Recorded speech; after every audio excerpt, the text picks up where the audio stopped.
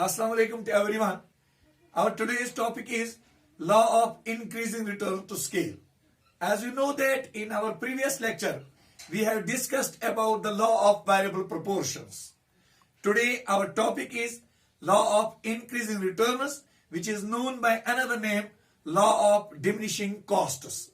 This law can also be explained with the help of a table and diagram, but before we will go through the explanation of the law with the help of the table and the diagram, let us have a brief reflection on the meaning or the explanation of the law. The law of increased return scale, which in other words is known as law of diminishing costs, states that when more and more units of a variable factor are employed, production increases at an increasing rate or at a higher rate. Or you can say the law states that when we are employing more and more variable factors with a view to increase the production, our production increases at an increasing rate. Means our production is increasing more than proportionately. If we are doubling the input, our output increases more than double. Doubling the input, output increases more than double. Suppose a producer is increasing his factors, I mean to say the variable factor, with a view to increase the production, his production increases more than proportionately, or you can say the percentage increase in the output or the production is more than the percentage increase in the inputs. This is how the law of variable proportions takes place. This law has certain assumptions. The first and the significant assumption is there is always a scope in the improvement of the technique of production.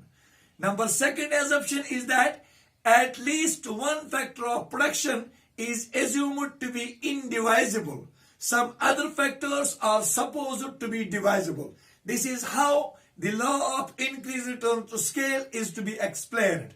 Before we will go through the explanation with the help of the table and the diagram, let me again repeat it that this law states that increasing or with the employment of the variable factors or more and more variable factors, our product is increasing at an increasing rate, or you can say the product is increasing more than proportionately. Let us explain the law. I mean say the law of diminishing costs. Why it is known as law of diminishing costs? Because when the production is increasing at an increasing rate, our costs, I mean say average cost is decreasing. That is why this law is also known by the name law of diminishing costs. Here we have the example in the form of the table. The law of increased return scale can be better understood with the help of this example in the table. We have a table here. In the first column, we have inputs. In the second column, we have total returns. I mean say cloth in meters.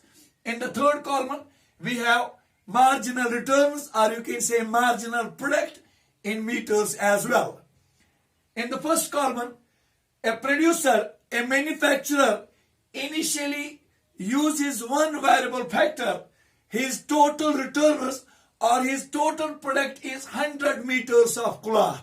Marginal product is 100 because still the producer or the manufacturer has not used an additional unit. That is why the marginal product is same as the total product is. Now, the manufacturer wants to increase his production. For increasing his production, he is increasing his variable factor from 1 to 2. Now, instead of 1 unit, he is using 2. His total production increases to 250 meters. I mean to say, production increases at an increasing rate. See here, doubling the input, output increases more than double. If the producer is doubling the input with a view to increase the production, production increases at an increasing rate. Production is increasing more than proportionately. Marginal return here, 250 minus 100, it is 150. It is also increasing. Again, he is using now, instead of 2, he is using the 3 units. Total product increases to 450. Marginal product is 450 meters minus 250 meters. It is 200. Again increasing. Again he is using 4 units of available factor to increase his production. Product again increases more than proportionately. Instead of 450, now the production of cloth increases to 750 meters. And marginal product also increases from 750 minus 450, it is 300. Now, he is again increasing the factor from 4 to 5. Production increases to 1200 meters. Marginal product is 200 minus 750, it is 450 meters. Again, marginal product is increasing, which is an explanation that product is increasing at an increasing rate. That is why this law is known as law of increasing returns. Again, he is using 6 units of available factor to increase his production. Product increases from 1200 meters. The production of cloth increases from 1200 meters to 1850 meters. 1850 minus 1200, it is 650. Again, the marginal product increases. Here, till here, marginal product is continuously increasing with the increase in the total product. Total product continuously increases, which brings in increase in the marginal product 100 to 150 to 200 to 300, then 450, then 650. This easily explains that this law explains when the marginal product increases, it is known as production is increasing or the product is increasing more than proportionately. Now for the first time, we are increasing again the value of factor. Total product increases from 1850 units to 1850 meters of cloth to 2455 meters of cloth. Our total product, or you can say the total return, first time falls from 650 to 605. Again, 8, production increases to 3045 meters of cloth. Marginal product again falls from 605 meters to 600 meters. These 2 points explain that now it is in another stage which is not related to this law, but it explains that here at 78 units of labor, the stage change, although the production is increasing, but it is increasing at a diminishing rate, which is not the example of the law of increased returns, which here says that either the production has decreased because the plant size has reached its full capacity. It is not possible to reap the benefits of the economies of scale now. The similar law of increased scale can be also explained with the help of a diagram.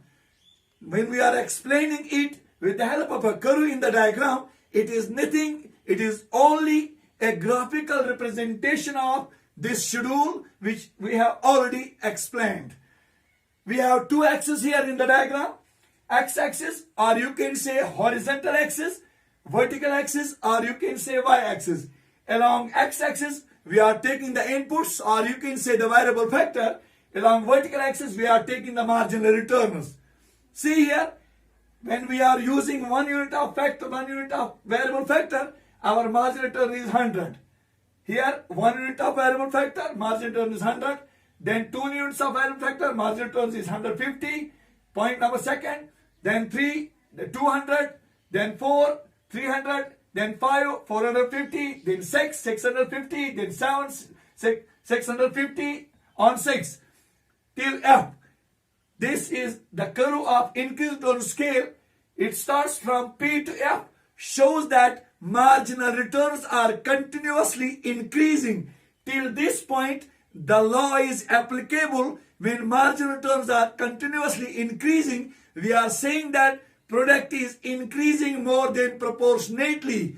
Or we are saying here applicable, the law is applicable, which is known as law of increasing return to scale.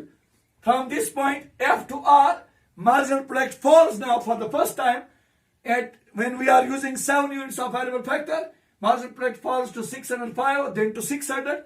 From F to R, our marginal product curve falls downwards which shows that the stage has changed now because the plant size has reached its full capacity.